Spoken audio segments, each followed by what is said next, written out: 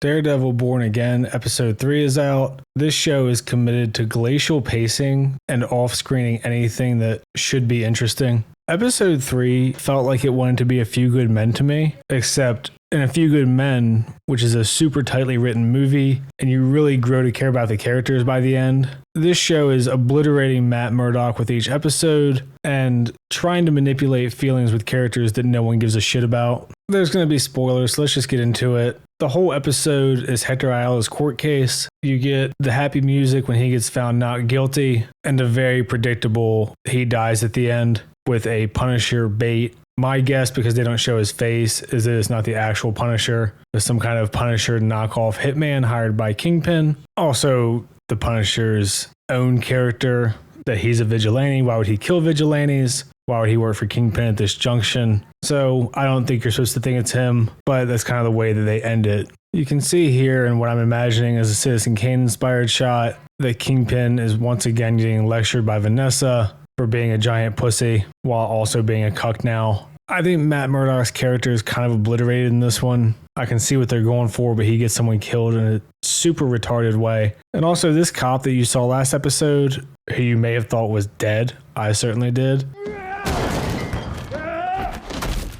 has come back to bitch at Murdock and try to threaten him again. As far as the specifics of the episode, we start off with Hector talking about going home. Pretty obvious red flags for him dying. We get to see Kingpin getting lectured by Vanessa about how whoever's left standing of all the riffraff is going to come after him. And then most of the episode is just kind of the trial. And it's not done in a very interesting way. It feels really dragged out, like it could have been done in about 5-10 minutes. Everything about this episode just feels really sterile. And the whole episode boils down to a he said, she said type deal, where Hector says that he was defending somebody. The cop says that he just killed him out of nowhere. And their whole case relies on this drug addict who was a CI who chickens out at the last minute. And we see cops going after the guy to try to kill him in broad daylight before he can testify. I just don't believe this, that this type of rampant corruption is so open that they can just kill people in public, that Kingpin, for some reason, doesn't have the support of the cops, even though they're all super fucking corrupt and he's obviously a criminal. This doesn't even get into the fact that they say that he needs the cops' support when he already won the election.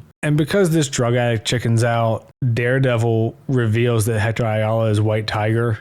And this is a super dick move from Matt Murdock's part. He knows that Hector's very working class. Obviously, he's put a huge target on his head by revealing his identity. There's a reason that he wore a mask. There's a reason that Daredevil himself wore a mask. And this is predictably what gets Hector killed at the end of the episode. And I think what they were going for is that Matt Murdock wants to solve these things in a legal way. He doesn't seem to care for vigilantes anymore now that he's not one, which is also bullshit. This is so retardedly predictable that he just unmasked the guy who's an enemy of criminals everywhere, that they've just turned Matt into a fucking idiot or an asshole. You're free to pick either one. But this is just a really dumb choice, and it seems to be done purely for a dramatic effect. Meanwhile, the knockoff Wesley is bossing the criminals around and saying who's going to pay who for their fuck-ups, and they don't like it. And we find out that Vanessa is just doing this shit on her own. Again, Kingpin is just kind of a loser. It's crazy what they've done to him. If you go rewatch the first season,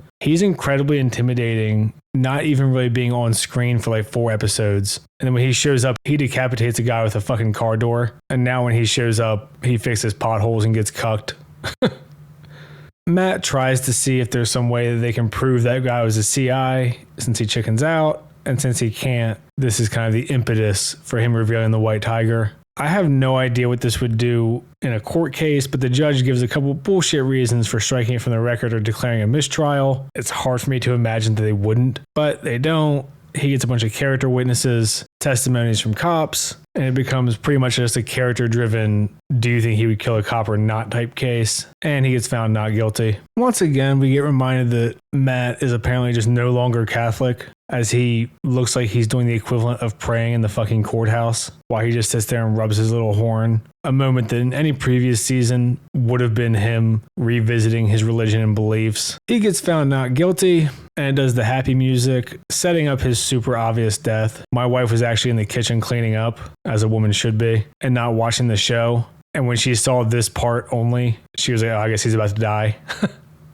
That's a funny pause screen. I'm keeping it there. Matt goes and has a drink with his therapist girlfriend, whose name I can't even be bothered to remember. And they break out some alcohol that him and Foggy bought for when they won cases. And we see that it's supposed to be a big deal. It's the first time he's mentioned Foggy. Would have been nice if any of that was on screen. Kingpin pouts about how it's a miscarriage of justice. He's giving the in route to BB Urich because she's the best journalist with the most resources, even though she's like fucking 20. And he orders a hit on White Tiger. This whole thing is just so fucking lame. Like, this entire first 3 episodes could have easily been an entire season where we get this big build up and Foggy dies partway through and we see Karen and Matt's relationship deteriorate. We see him try to fight things through the legal system and White Tiger slowly replacing him. But that's all off screened. White Tiger, even with his special amulet, gets shot in the fucking head. And we get the Punisher logo, but they don't show his face. Presumably, Fisk is trying to turn this into an anti-vigilante symbol. And that's the episode. The show seems pretty committed to me at this point to just drag out things that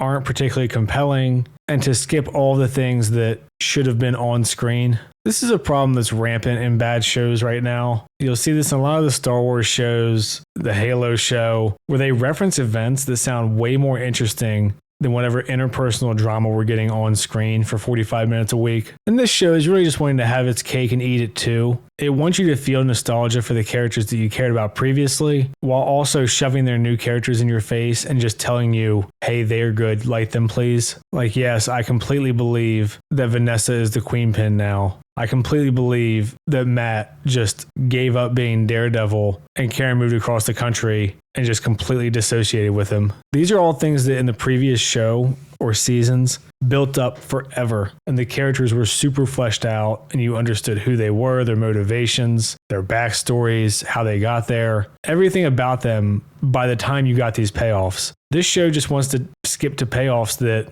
don't really mean much with people you don't really give a shit about, while also seemingly not understanding why people liked Kingpin and Daredevil to begin with. So this episode didn't really accomplish anything except, I think, making Matt a retarded asshole and killing White Tiger, who I'm supposed to just believe was a vigilante to the level of Daredevil. That's kind of it. As far as I can tell, if you skip from episode 1 or 2 to next week's episode, even without seeing it, I don't think you're going to miss much. You could probably just watch the recaps and get as much out of this show as watching the entire episodes. And I really don't like when people say that something is boring or has bad pacing as a criticism, because it's usually vague. But at this point, we're a third of the way through the season. We don't really know shit about any of the new characters except we're told that they're awesome. And this episode, if Hector had died in his cell or being killed by a cop at the beginning, nothing would have fucking changed, except Matt might be viewed as slightly a better lawyer in my eyes.